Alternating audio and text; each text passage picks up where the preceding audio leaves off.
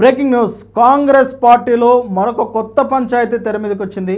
ముఖ్యంగా పార్టీ మారిన ఎమ్మెల్యేల నియోజకవర్గాల్లో టికెట్ల గొడవ ఇప్పుడు కొత్త వివాదాన్ని సృష్టిస్తూ ఉన్నది. ముఖ్యంగా మున్సిపల్ ఎన్నికలకు సంబంధించిన నోటిఫికేషన్ రానున్న నేపథ్యంలో పార్టీ మారిన ఎమ్మెల్యేలు, అక్కడే పార్టీని నమ్ముకొని ఉన్న నేతలు మధ్య టికెట్ల పంపిణీకి సంబంధించిన గొడవ అనేది రాజుకున్నట్లు తెలుస్తూ ఉన్నది. మున్సిపల్ ఎన్నికల్లో తమ అభ్యర్థికే టికెట్లు కావాలని ఇరువురు నేతలు ఇటు అధిష్టానానికి తలనొప్పిగా మారినట్లు కూడా చాలా క్లియర్గా అర్థమవుతా ఉన్నది. ఈ నేపథ్యంలోనే పార్టీ మారిన ఎమ్మెల్యేలకు, అదే పార్టీని నమ్ముకొని ఉన్న కాంగ్రెస్ నేతల మధ్య వివాదం ఇప్పుడు పీసీసీ వర్గాన్ని కూడా తాకినట్టు తెలుస్తూ ఉన్నది. ఇక దీనిపైన పీసీసీ అధ్యక్షుడు మహేష్ కుమార్ గౌడ్ ఏ నిర్ణయం తీసుకుంటారు? అంటే ఒక సామెత ఉంటుంది కదా, విడుమంటే పాము కోపం, తినుమంటే మింగమంటే కప్ప కోపం అన్న రీతిలో ఈ వ్యవహారం జరుగుతున్నట్టు చాలా క్లియర్గా అర్థమవుతా ఉన్నది. ఇటు కాంగ్రెస్ పార్టీ నేతలను వదులుకోలేని పరిస్థితి, అలాగే బీఆర్ఎస్ పార్టీ నుంచి కాంగ్రెస్ మీద నమ్మకంతో, కాంగ్రెస్ నాయకుల మీద నమ్మకంతో పార్టీలోకి చేరిన ఈ ఎమ్మెల్యేలను వదులుకోలేని పరిస్థితి. మొత్తానికి ఇప్పుడు కాంగ్రెస్ పార్టీ కుడితిలో పడిన ఎలుక పరిస్థితిగా మారింది కాంగ్రెస్ ముఖ్య నేతల పరిస్థితి అనేది విశ్లేషకులు అయితే చెప్తా ఉన్నారు. ఇలాంటి నేపథ్యంలోనే మరి ఏ వ్యక్తికి ఒకరిని కాదని టికెట్ ఇచ్చినా ఆ వ్యక్తి పార్టీలో ఉండే పరిస్థితి లేదు. బీఆర్ఎస్ పార్టీ ఖచ్చితంగా ఒక రకంగా చెప్పాలంటే రెడీగా ఉంది కండువలు కప్పుకొని వారి మెడలో కండువలు వేసి లాక్కోవడానికి. మరి ఇలాంటి నేపథ్యంలో ఈ సమస్యను ఎలా పరిష్కరిస్తారు అనే దానిపైన ఇప్పుడు విస్తృతంగా చర్చ నడుస్తూ ఉన్నది. పార్టీ అంతర్గతంగా కూడా చర్చ నడుస్తున్నట్టు తెలుస్తూ ఉన్నది. ముఖ్యంగా గద్వాల్ నియోజకవర్గంలో పరిస్థితి మరింత తీవ్రతరంగా కనిపిస్తూ ఉన్నది. ఎందుకంటే అక్కడ బీఆర్ఎస్ పార్టీ తరఫున గెలిచిన బండ్ల కృష్ణమోహన్ రెడ్డి కాంగ్రెస్ పార్టీలోకి వచ్చారు. అయితే కాంగ్రెస్ పార్టీలోకి మారలేదు, నేను కేవలం నియోజకవర్గ అభివృద్ధి కోసమే సీఎం రేవంత్ రెడ్డి గారిని కలిశాను అన్నట్లుగా ఆయన పలుమార్లు స్టేట్మెంట్లు ఇచ్చారు. ఇప్పటికే అక్కడ ఫ్లెక్సీల విషయంలో కూడా గొడవలు జరుగుతున్న సందర్భం. ఇలాంటిది ఇప్పుడు అక్కడ మున్సిపల్ ఎన్నికలకు సంబంధించిన హడావిడి అనేది ఆల్రెడీ మొదలైంది. అదే నియోజకవర్గంలో సరితా తిరుపతయ్య అనే కాంగ్రెస్ అభ్యర్థిగా ఉన్నారు. మొదటగా వీరిద్దరూ బీఆర్ఎస్ పార్టీలోనే ఉండేవారు.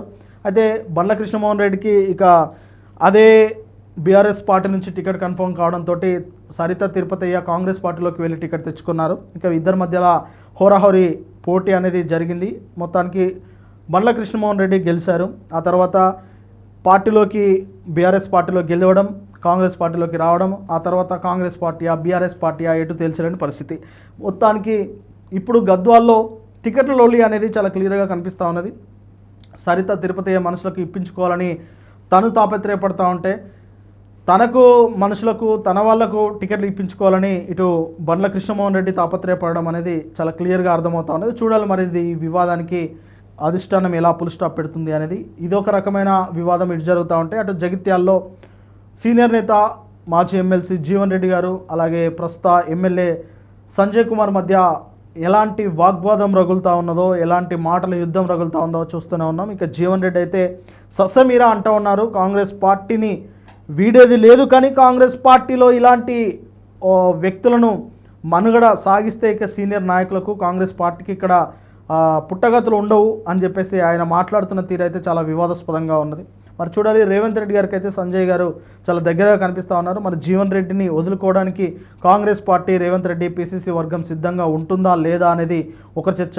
ఇక దీంతోపాటు అటు బాన్సువాడ పోచారం శ్రీనివాస్ రెడ్డి వర్సెస్ ఏనుగు రవీందర్ రెడ్డి మధ్య వివాదం నడుస్తున్నట్టు తెలుస్తూ ఉన్నది. మరి వారికి సంబంధించిన వ్యక్తులకే టికెట్లు ఇవ్వాలని వారు కూడా ఇప్పుడు పదే పీసీసీ వర్గానికి లేఖలు రాయడము, ఫోన్లు కొట్టడము, నేరుగా వచ్చి కలవడంతో ఇటు పీసీసీ వర్గం కూడా కాస్త అంటే ఏం చెప్పలేని పరిస్థితి. వారు పోచారం శ్రీనివాస్ రెడ్డి తమ వారే, అలాగే ఏనుగు రవీందర్ రెడ్డి తమ అభ్యర్థి కాబట్టి ఎవరిని కాదనలేని పరిస్థితి, ఎవరి మాట తీసేయలేని పరిస్థితి, ఎవరికి టికెట్లు ఇచ్చినా వేరొకరు నొచ్చుకునే పరిస్థితి. ఇలాంటి నేపథ్యంలో పీసీసీ వర్గం ఇరకాటంలో పడిందని చెప్పవచ్చు.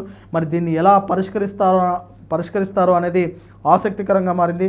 ఇక ఇది ఇలా ఉంటే జిహెచ్ఎంసీ పరిధిలో కూడా ఇటు షేర్లింగం పెళ్ళైనా, అలాగే పటాన్ చెరువు అయినా, అటు ప్రకాష్ నగర్ అయినా ఇటు ఖైరతాబాద్ అయినా ఈ నలుగురు ఎమ్మెల్యేల పరిస్థితులు కూడా అలానే ఉన్నాయి ఇంచుమించు. అక్కడ ఆల్రెడీ పాతుకుపోయిన కాంగ్రెస్ లీడర్లు ఉండడము, వీళ్ళు పార్టీ మారడము, అక్కడ జరిగే ఈ కార్పొరేషన్ ఎన్నికలకు సంబంధించిన కూడా హడావిడి జరిగే అవకాశం అయితే కనిపిస్తూ ఉన్నది. అయితే మెయిన్గా ఇప్పుడు మున్సిపల్ ఎన్నికలకు సంబంధించిన నోటిఫికేషన్ విడుదలైంది కాబట్టి మెయిన్గా ఇటు భద్రాచలం తెల్ల వెంకట్రావుకు సంబంధించి అక్కడ వివాదం జరుగుతూ ఉన్నది.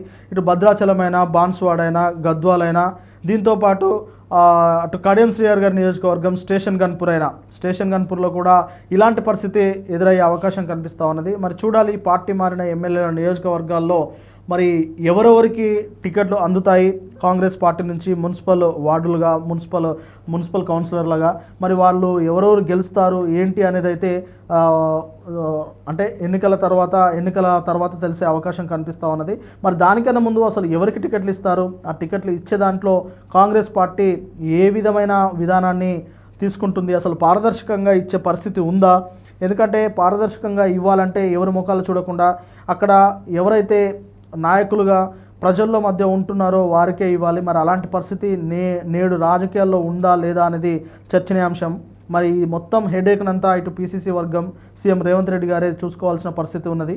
ఏదేమైనప్పటికీ ఇటు ముందే చెప్పుకున్నట్టు విడవమంటే పాముకు కోపం, మింగమంటే కప్పకు కోపం అన్న రీతిలో వ్యవహారం ఉన్నది. కాబట్టి మరి ఆ నేతలను, అక్కడున్న కాంగ్రెస్ నేతలను, ప్రస్తుత బీఆర్ఎస్ నుంచి పార్టీ మారిన ఎమ్మెల్యేలను ఎలా సమన్వయపరుస్తూ, ఎలా బుజ్జగిస్తూ ఆ పార్టీ టికెట్లను పంచుతారో అనేది ఆసక్తికరంగా మారింది.